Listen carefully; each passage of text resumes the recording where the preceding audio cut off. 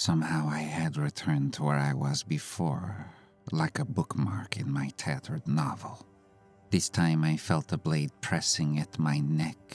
It was like the person holding it was writing their name in a delicate script, but no, that wasn't it. This wasn't control, this was panic. The person was trembling. I looked up at her. It wasn't Baba. Baba wasn't here. This wasn't Baba's territory. It was the Red Umbrella Lady, and she looked terrified. I met her gaze. Your late husband, he knew how to use a weapon, I take it. But he did not teach your grandson, and I might surmise he did not teach you either. Your way is not violence, so why are you choosing this now? I grabbed at the tip of the blade and held it firm in my hand. I felt it cut me without concern. Your grandson is in danger. Let me help him. I felt her strength release, and I lowered the blade with her until she released it on the ground. I looked at the ground, at the soil. This was not the forest of my youth. It was my fear that made me think I was back there again. This is the forest just outside where I am sleeping. We are in my dream, but we are here. And Bunny was going towards me, not away from me. I looked where the image replayed one final time into the forest, into the dark forest. The compound had guards and I saw them draw their guns, but it did not take much for me to frighten them into submission. I drew the trees to me and made my gaze stun them until they marveled at the strange beauty of my artistic perspective. I was a master of what could be seen. I picked up one of their rifles, now discarded by their trembling bodies, and felt my hands molded into something sculptural and abstract. It was only a moment, but I saw the guard watching me in awe. You there, didn't you want to be a sculptor? Awake now. That part of yourself was simply asleep. You will be able to make your own decisions now. You are here to make, not to unmake. I did not have time to waste, but somehow that felt important. The gates lay before me. Their obstruction felt real and daunting. More so perhaps than the men. Here was unconscious material. Suddenly I felt small again. The gates felt too high for me to climb. I felt a poke at my back. I turned, and it was the Red Umbrella Lady. She handed me the umbrella. Thank you, but not enough wind, I said. Red Umbrella pointed to the moon. There I could see a lone crow.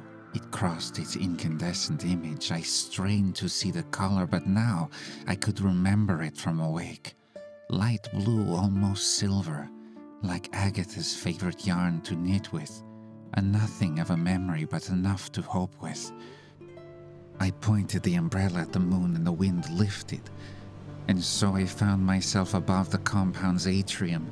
The antennas were manifesting the energy, a pulsing energy, much more powerful than what came from Bunny or myself. It shot out and dispersed somewhere in the moon's direction, though it looked to me like it was curving out in an eastward direction, all the way to the ends of the earth. I did not have time to be distracted, even if time worked differently in dreams. I floated down into the middle of the atrium. Next to the old man, I could see his face more clearly now. Hello, he said. Hello. You do not look to me like someone who wants to live forever. That is what you are trying, isn't it? Hasn't it been enough? I can tell you from experience it's not much better. You are blessed to have one life. It gives shape to things. Otherwise, life is formless, like a never-ending canvas. One does not know where to start drawing and where to finish. The old man turned away from me and was crying. I did not know why this was important either, but dreams never lie.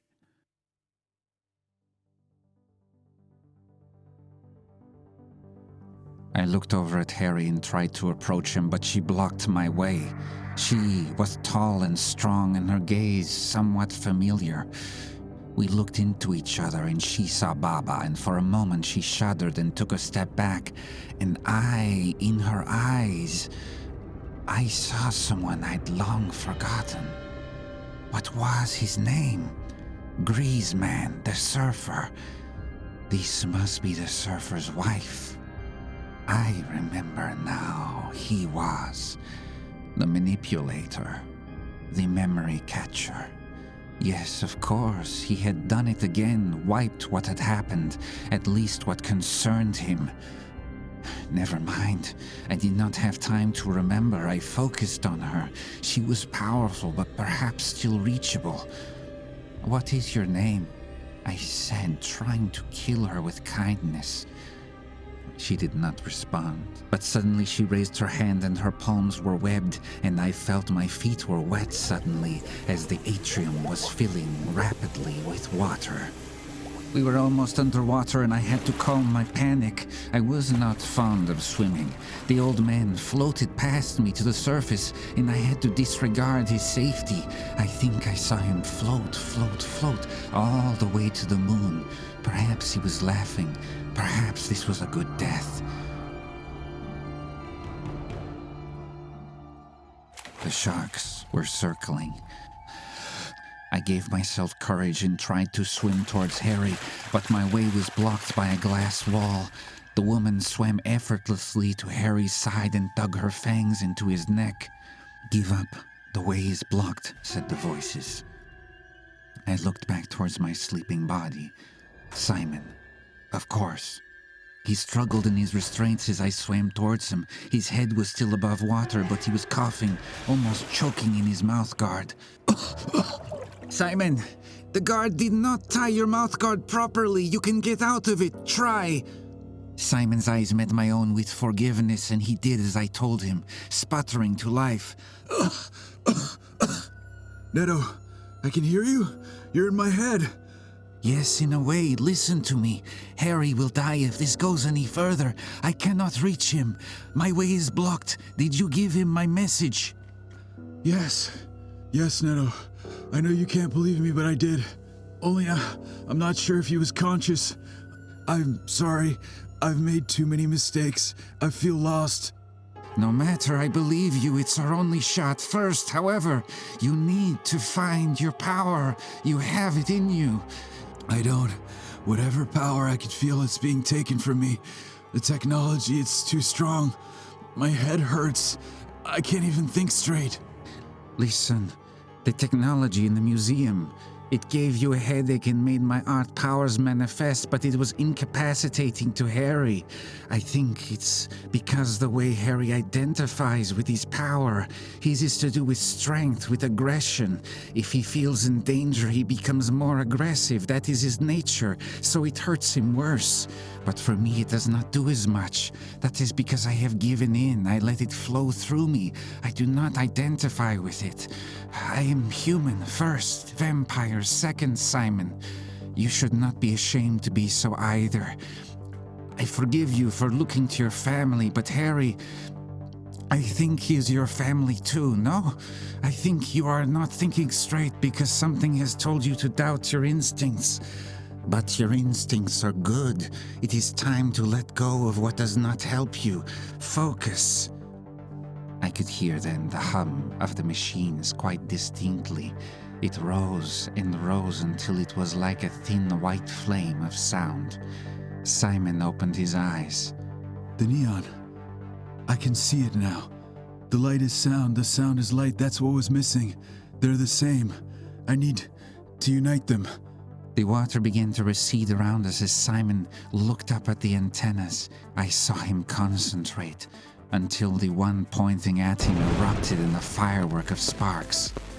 We marveled at it. Then I turned and smiled at Simon, but his look was of horror. "Neto, look out!" And that is when I was eaten by a shark.